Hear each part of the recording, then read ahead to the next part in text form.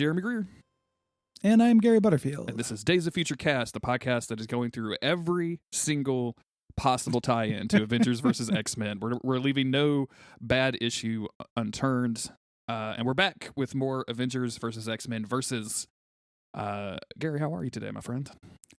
I'm doing well. Okay. We kind of teed ourselves up an easy recording session. We did. Which I'm happy about because it's been a very long week. Mm-hmm. So...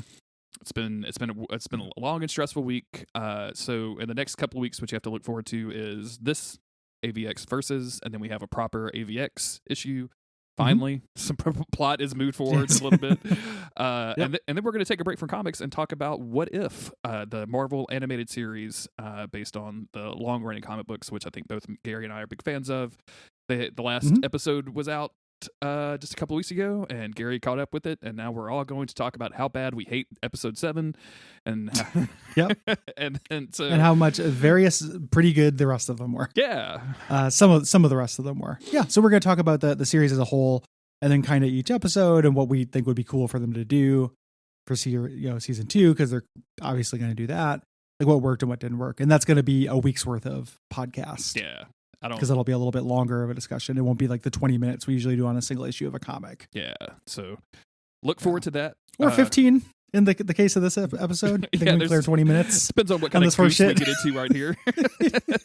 Like, this is kind of a challenge. I defy anyone to talk about this comic for more than a half hour. This is one of those abject suffering episodes where you and Cole are both like, I mean, it was made by a company and it worked on a video game system. Let's move on. What do we do? What's in the news today? Except I use all my anecdotes for abject suffering. And then if I have any left over, they go into everything to Guppy. And by the time I get to Days of Future Cast, tank's usually empty. You and I can usually stay on topic.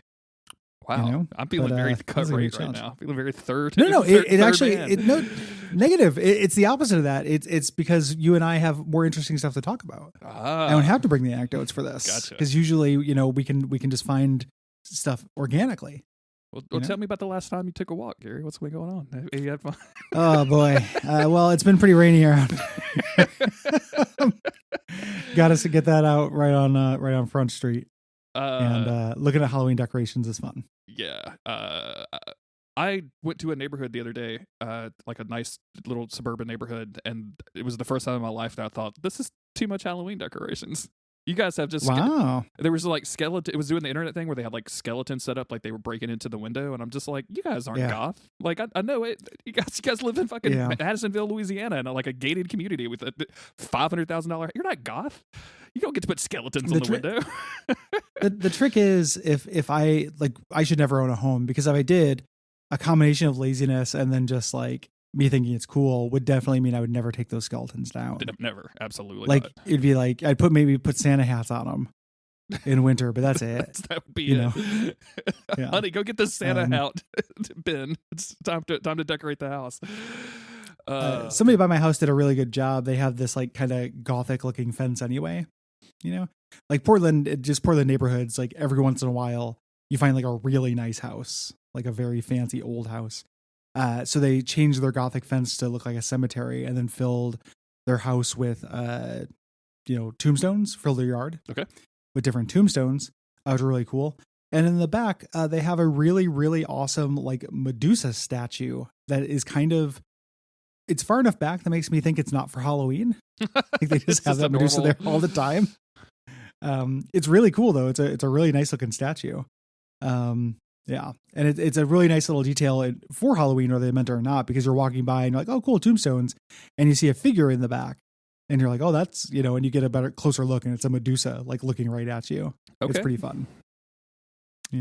Portland always coming through with the cool stuff though. I gotta. Oh yeah. There's all kinds of cool yard shit around here. The one benefit of everybody having main character syndrome is that they typically will have dope ass Halloween decorations. Dude, 100%. It's a competition.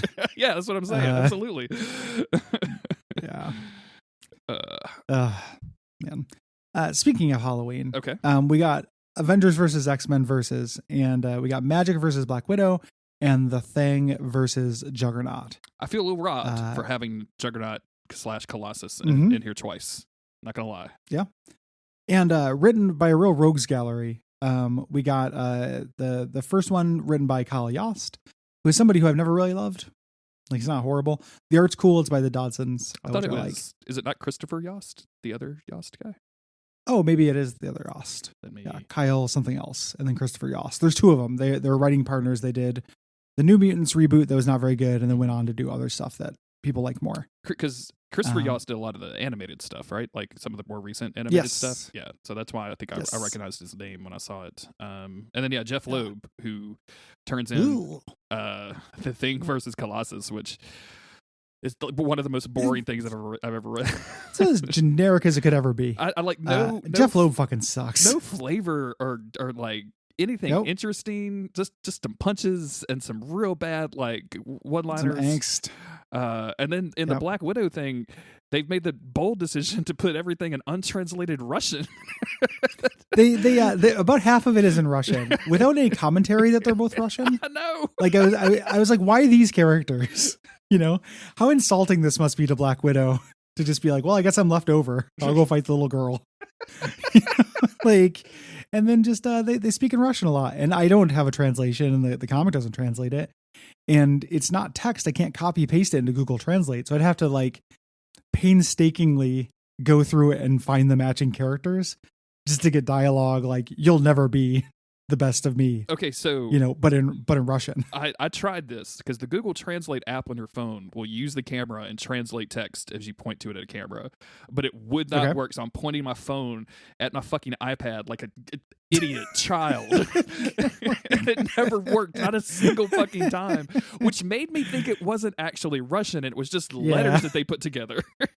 It just weird. Looks like Russian-ish. Exactly. You know? Yeah. Like they looked up like it's fucking Sanskrit. Like Black Widow and Magic are talking in Sanskrit for most of this episode. This is a really bad comic. Yeah, and it's just which sucks because the other two I was pleasantly surprised by. Like, they were dumb, but they were kind of fun dumb. Yeah. No fun to be had in this. Did you did you try to find the AR app? Did you see this? Oh no. No, I don't do that kind of thing when people tell me to do it. When I just no, I did not. Yeah. So this, I mean, I don't think it would still work, right? Like you can't take a picture of whatever they want you to take a picture of, and then see something on your phone that's unique to it. Like I just don't think there's an app for that anymore. So no, yeah, just put it in the 3D movie section of like dumb stuff we don't care about anymore. Like they tried to make it a thing. They tried their best. Yeah.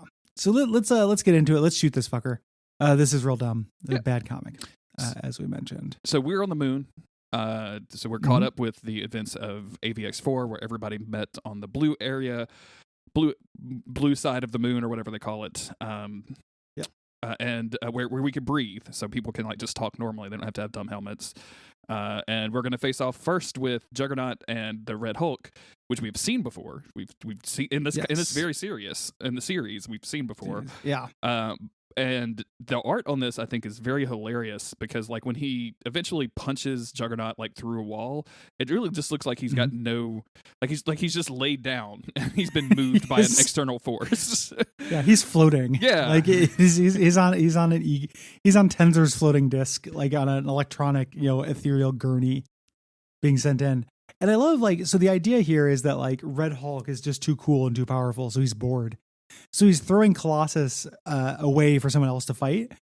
What is the Thing doing inside this fucking ancient, Inhuman's ruin or whatever, just waiting, just hanging out, dude, just for someone to throw a Colossus at him? Yeah, I need somebody to punch. I heard there was people to punch in here, and there's not. Yeah, what is the Thing doing? Like what? Why is he at the lineup, dude? I bet Captain America gets furious when Ben Grimm doesn't show up to the lineup on a Versus issue, right? Ben Grimm is constantly pretending to take a shit to get out of work. Captain America's like, where the fuck? They've got a Hulk over there. We need the Thing to we have a lineup. We have a system. We practice this, Ben. Listen, ever since Red Hulk joined, I've been feeling a little insecure and a little unnecessary. Yeah. I'm going to go look at my phone while you guys handle this Phoenix stuff. Oh, man. This is I think this is like Future Foundation era thing too, because I started reading some of the Jonathan Hickman Fantastic Four stuff, and that's real. That's weird Ben Grimm times, because like he gets to They invent a thing where he can just turn into a normal boy for a week, but only a week out of the year, which is like, okay. It's like how Asimov, yeah. I call that the bad outfit Fantastic Four. Yeah. I really hate that uniform. It's got the hideous, especially with the Thing. It's the hideous combination of a tank top and a deep V. Two of my least favorite shirts combined into one hideous monstrosity. I actually like the little cube design thing that they go for, but boy, like the Thing rocking the tank is just terrible. It's a onesie too, right? Is it? Like I'm pretty sure it's a tank deep V onesie. Oh, it's God. like the most powerful piece of clothing that's ever been. That's horrifying. I hate it. It looks like a wrestling singlet. Yeah, exactly. Maybe that's why I don't like it, is because it reminds me that wrestling exists. Like high school wrestling, not even like you know, the flashy wrestling. This is just, you know, so Colossus, this whole thing is there's a monologue from the point of view of Colossus, and it's not even really worth reading. He's just, you know, angsting. Yes. He's like, oh, the monster took my soul, but am I the monster? Perhaps the monster is really me, but is it you? Like basically for the whole thing. Yes, absolutely. Which would make a lot of sense if he literally ripped off the Thing's head or something. But I think he just punches him real hard as a conclusion to this. He potentially does leave him to asphyxiate. Oh yeah, I guess, yeah. You know, I feel like the Thing can survive that, is for whatever reason. No, I don't. I feel like that's entirely an accident. So in the dialogue here, like Jeff Loeb fucking blows, and the dialogue here is really horrible. Like he's beating up Colossus, and he's like, you know, Colossus is getting up. He's like, for the love of Mike, don't they say stay down in Russian? And then you get Colossus punching him going, yet, you know, like we don't say stay down in Russian. And then he literally says, now it is you who should quote unquote stay down. It's dude. After he knocks him down. It's so horrible. My soul fucking left my body. Like I'm just like, this is everything that people who make fun of like superhero comics think they all are. Yes. You know? Like this is I would never show this. Like if you show this to Martin Scorsese, he would become so powerful as to become unstoppable. It's the thing that and the thing that's aggravating is the first two issues of this series was aware of that. Like it really embraced that. It was like we know this is dumb. Let's make it extremely dumb. And then these people just don't have that ability, or that they didn't bring that to the forefront here, because instead it's just literally a punch face. Like the Thing calling you know, Juggernaut / Colossus borscht breath is just the most hammiest shit that I've ever seen. It's just dumb. It's just super fucking dumb. And then there's just pages of them punching each other. Like it never ends. With no dialogue. A lot of I didn't realize Colossus did quite so many headbutts. Yeah, a lot of headbutts. You know? So he knocks him away, and then the thing is, like, I've never tried this before. And you don't know what he's talking about. And it turns out it's throwing something. Like, it takes me back to my brick throwing days on Yancey Street, which means you did throw something. And he's precision throwing a piece of something into Juggernaut's mouth, which Juggernaut starts going, ack, ack, ack, like Kathy comics. It's fucking incredible. It's amazing. You threw like a moon rock into Colossus's mouth, dog. Like what are we doing right now? Like was the goal had to be like choke him? Like what are we? I never tried this before. You know, just toss in a moon rock. I've never done this before. Says the guy about to throw a moon rock into Juggernaut / Colossus' face.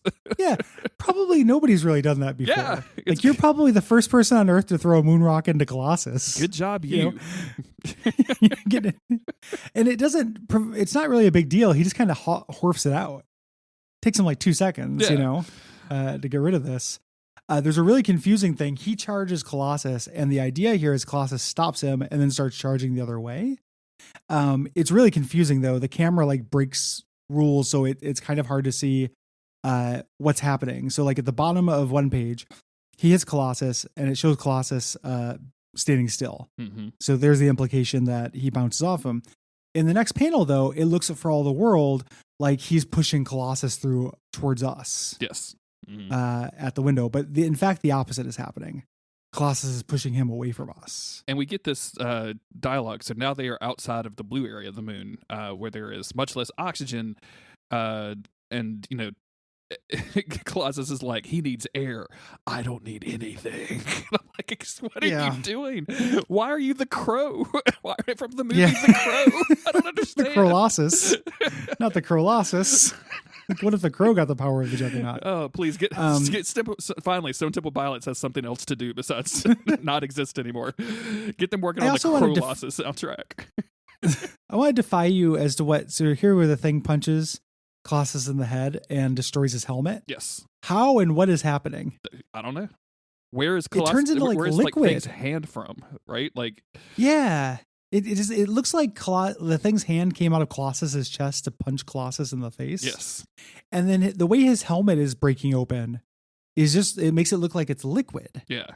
Which maybe like we're missing some deep lore on the magic helmet that breaks apart like this. I don't know. I don't know if that's a thing. Yeah. But I got to read Fear itself. But then Colossus punches him. Yes. Surprising. There's a tiny little bit of graffiti in the stars that says "After Kirby!" Exclamation point. Okay. In the background of this panel, I don't know why. Don't. And then he won. But at what cost? Well, if you had the Marvel app from 2015, you could point it at the After Kirby and it would translate it into a hyperlink so that you could buy, I don't know, Iron Man 2 tickets for the movie theater. Wait until you see Whiplash. So it has Colossus, and he's standing over him on the moon with the flag backwards in a way that looks like it's meaningful. Yes. I become the monster to defeat another one, but why do I feel as if I have lost? I don't know, my dude. This is horrible. I'm glad that the X-Men are getting some W's. Mm-hmm. But this is just dumb as shit. But at what cost? Also, yeah, they got one, but at what cost? They do this whole thing about like there not being air, and then when you see the thing collapsing, he's literally got breath coming out from his mouth, or he's hocking a big loogie while he's laying on his back, which is a dangerous game to play. So that's his soul leaving his body. Sure, yeah. There's no fanfare for it, but the thing is dead. The thing just got murdered on the moon. We're not even going to have a funeral. He's going to get Black Widowed. Yeah. He totally got Black Widow. We cut over to Black Widow fighting magic. You get the sense like these are the ones who are left. No, again, this is also real bad. More fun things happen in terms of action. I'd say in this because they don't just punch each other. Yes. But it still sucks. So magic. One of the things I was thinking about with this though is I love how every character in Marvel in the Marvel universe gets their own logo. Mm-hmm. That they can show. I really like that. I'd never seen the magic logo before. Yeah, I have seen it before and I love it. I think it looks really, really cool. Yeah, super cool. So she's teleporting around, dodging Black Widow, but Black Widow is an expert fighter, and is getting the better of her. And Black Widow's like, "This is not a game," and she's like, "No, this is a game." The great argument between Avengers versus X-Men. This is just scub anti-scub. This isn't a game. It is a game. This isn't a game. There's some real inconsistency with how gigantic Black Widow's breasts are drawn. Yes, as well in this, mm-hmm. And I do not think incredibly busty Black Widow is the right Black Widow. I mean, a svelte kind of like leaner frame makes more sense for that character to me. There are absolutely women in real life that have G cups, and we support all of those women out there that have that in the back issues that they have to go through. But like, yeah, you're aching backs. They're not like spontaneously inflating from double D to G in between between two punches, which is what happens a lot with with Black Widow. My second girlfriend had just unreasonably huge breasts. Your second just not girlfriend, like ever? My second girlfriend ever. Yeah. Okay. So my first girlfriend had regular breasts. My second girlfriend had gigantor breasts.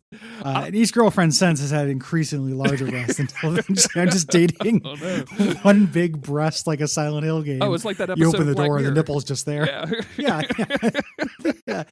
But regardless of which, it was really hard on her. Yeah, absolutely. It was not fun, but you think about the counterbalance, like where do you and start like I'm counting, just a normal. Where do you start counting girlfriends? Like what, like your first one that you fell in love with, or like your first girl that you've ever dated, like in like that's my grade first school? girlfriend, second girlfriend I was in a relationship with.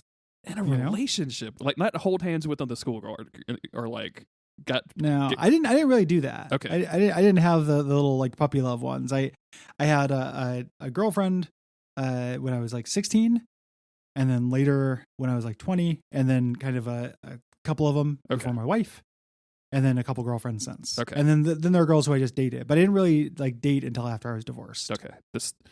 So I couldn't tell you in a million years who my second girlfriend was. Because you got married at like 17. I mean, yeah, but I dated before that.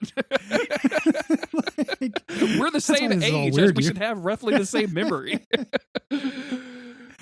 You've been married for half your life. I did not. I have almost been married for half my life. Like I'm going to hit that point pretty quick, and it's going to be. It's awesome though, because your marriage is awesome. Yeah, so you're the winner in this scenario. But anyway, it is rough. Yes. So it's not. I'm not trying to body shame Black Widow. This is off model. Oh yeah, totally. And so they're fighting around, and of course we're fighting with Magic. So Magic is like, oh yeah, I can just put you in limbo. Like that seems like the thing that I should do in this fight. And if I was Magic, I would just walk away from the fight. Like, hey, you're in limbo now. I'm pretty sure she doesn't. There's no negative consequences for people being in limbo, like without. You know what I'm saying? Like she doesn't it doesn't hurt her for that to happen. They just go to a different place. So to me, that's the winner. It doesn't hurt Magic. That's it. She stands there long enough though to where Black Widow chokes her with her little whip, her Black Widow whip, and drags her along to limbo. Makes the sound effects snag. So they're in hell. Yep. Here. And fighting in hell. Demons start coming up. They talk to each other for a long time in Russian. There's the Black Widow has done so many horrible things, so she has demons and all these demons are going to come after her kind of situation.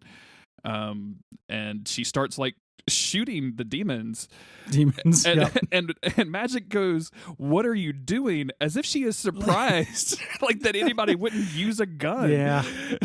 Like she was throwing out a perfectly new wedding cake or something. Like she said, "What are you doing? What are you doing?" It's really weird. And she just responds in Russian, so we don't get to know what she says, but she's like, "I've been to hell. It was called the Red Room." More Russian, points her gun at Magic, and then just beats the shit out of Magic. Yeah. Here. Cracks her head against the wall, and then eventually they start talking about games again. Like, if you think this is a game, then let's play, all that kind of bullshit. Yeah. I tried this. This is when I was like, okay, I'm just going to translate this. I'm going to use I'm going to go to Google and figure out how to, and it did not work at all. I was really upset about it. So. Yeah. Amazing. She puts a gun to Magic's head and says, "Hey, teleport us back. Or die." She does, and then Magic pulls out her soul sword, which she should have done in the first place, and somehow gets behind Black Widow and backstabs her. Yep. Like Black Widow is like pointing a gun at her while she stands up. Black Widow decides to turn away and goes, "Who's next?" No, it's the lag stab. Like they were circling one another. It's both locked on. She does get killed lag stabbed. And we're getting all these the AVX fun facts during this, but none of them are fun or funny. Yes, yeah, or even cute. They're like, AVX fun facts: Magic is a demoness sorceress, and it's like that's like just the name of the character. Yeah, and then we get an AVX grim fact, which is about her soul sword, how it kills magical beings but it knocks unmagical beings unconscious. That's not that scary to me. No. I don't find that grim. Unconscious is pretty okay. Like I'm okay with that. Yeah. So she wins. She knocks out Black Widow, and she's like, this has to be a game. If it wasn't a game, you'd be dead. And then Phoenix shows up, and it's like, oh, because she doesn't have a soul, she has no soul to cry mercy for. Which is not, that's an awkward way of saying like have mercy on. She can't say have mercy on my soul. Yeah, it's just a grim fact. That is an AVX grim fact. Grim fact. I find that just absolutely hysterical. And then it made me think of that tweet where it's like the fun fact, the little image of fun fact for Michael J. Fox. It was like Michael J. Fox has Parkinson's. Fun fact. Fact. It's over a picture of him. Yeah. And it said fun fact. And it's like, that's not a fun fact. Like, it's exceedingly unfun fact, actually. There's I know for a fact that you haven't watched The Good Wife probably ever. No, certainly. No. But he shows up as a guest star in that. And he's a lawyer guy.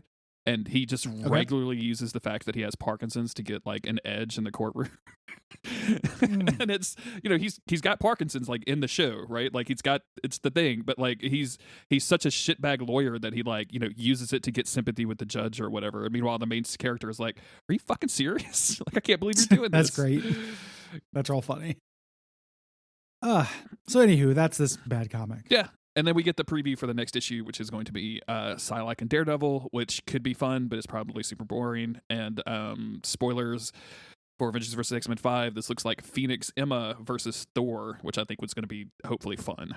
So whether it's going to be good is going to depend on the writer. Yep.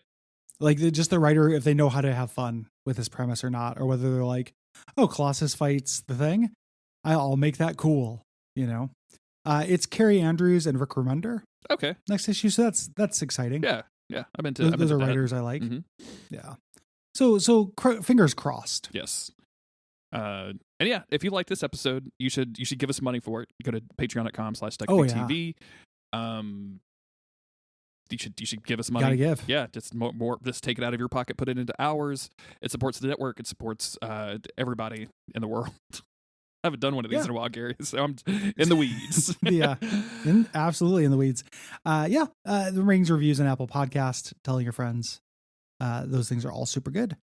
And until next time, we'll see you later. Bye, everybody. But in Russian. Нет. Нет. Ваша мой.